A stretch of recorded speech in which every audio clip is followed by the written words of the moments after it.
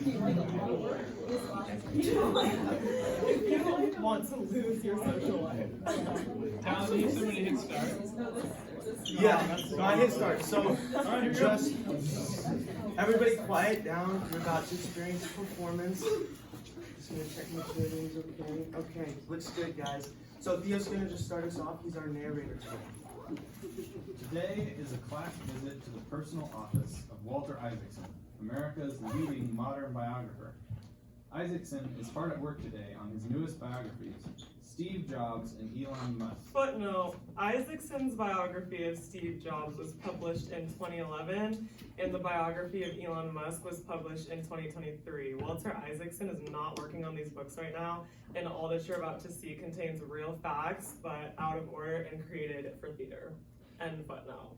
Ah, by the way, meet Louise, Isaacson's editor. She was created for the purposes of this play to represent the out-of-place and sometimes 2 to 3 page long footnotes included in Walter Isaacson biographies. She also monitors his vocabulary, interrupting his writing and speech to add words that nobody has ever heard, another hallmark of the Isaacsonian biographer. Foxdoodle. Right, Fopdoodle. This is a day in the life of Walter Isaacson. Hey kids. So some of you don't know me. Maybe your parents have read my books. I'm Walter Isaacsson. You're probably thinking, who's this guy who looks as good as Clark Gable? Clark Gable? You know who that is? Just kidding. I meant Gregory Peck. Okay. No way. Anyways, I write books of people like Leonardo da Vinci to Elon Musk. Louise, would you please pass out the packets, please? Hey guys, if you don't mind taking these home to your parents, they're gonna love having my books sit unread on their decorative bookshelves. It's a buy one get one free, so your mom can put Einstein on her coffee table. I think it'll really smarten up the room. So they're on sale. Check it out. So I mainly write books about the birth of modern technology through stories of innovators. By now I consider myself an expert on modern technology. That being said, I think we can get started.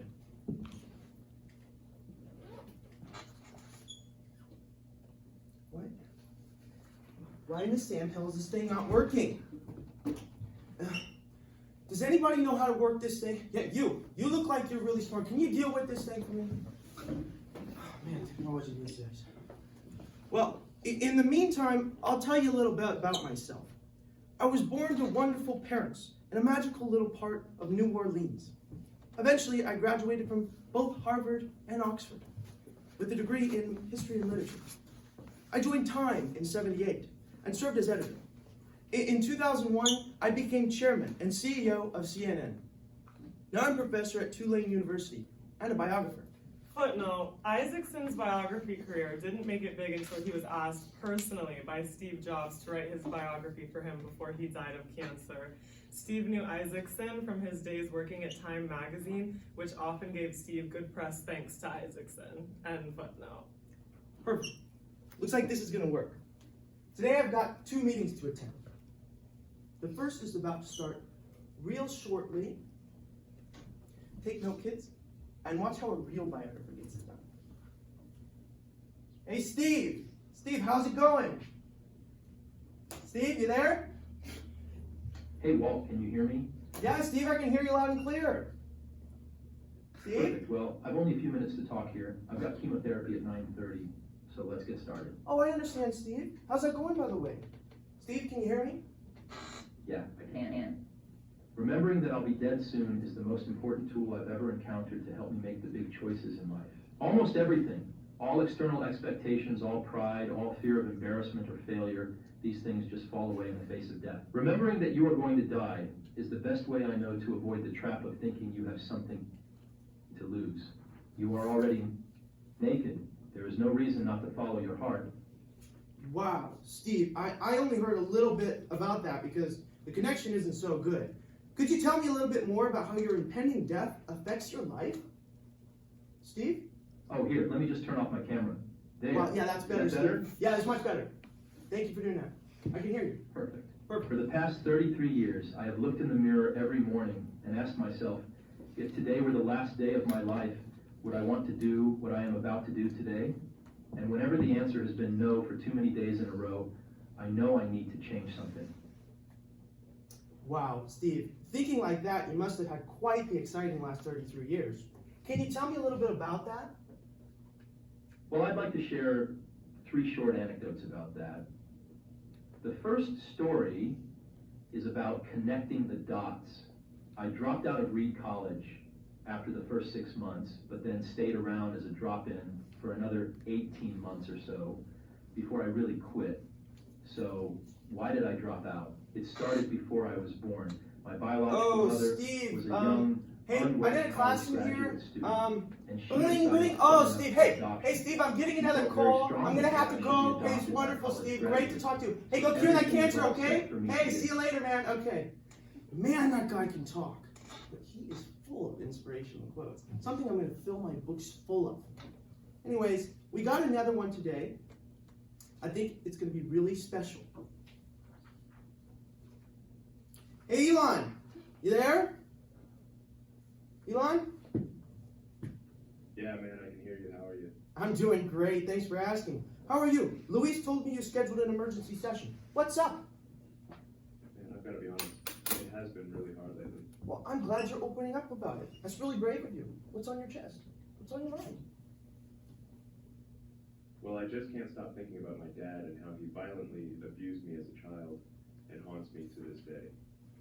Well, Elon, look on the bright side. Your father being horrible did give you so much grit that you have been able to accomplish more than any single person in the entire human history.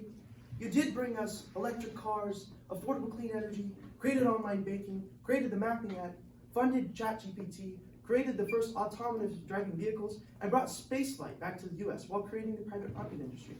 I mean, Elon, that's not nothing. Come on.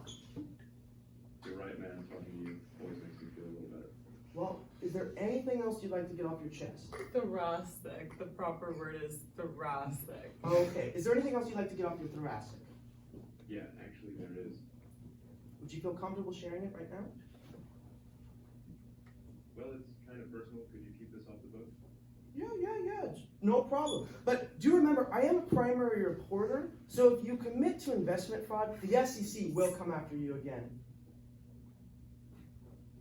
Elon? No, it's nothing like that. It's just that I think I'm still in love with each of my 2 ex-wives and my last girlfriend, Amber Heard. Wait, what? You dated Amber Heard? That crazy actress that crapped on Johnny Depp's bed? Elon! Yeah. Elon, that's horrible. Nobody can help you. What are you gonna do? Elon?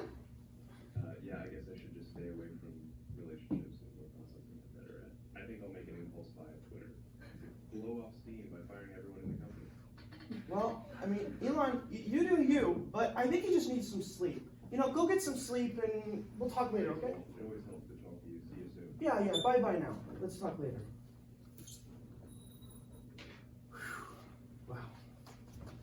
He's got some problems. Anyways, I hope you guys learned something.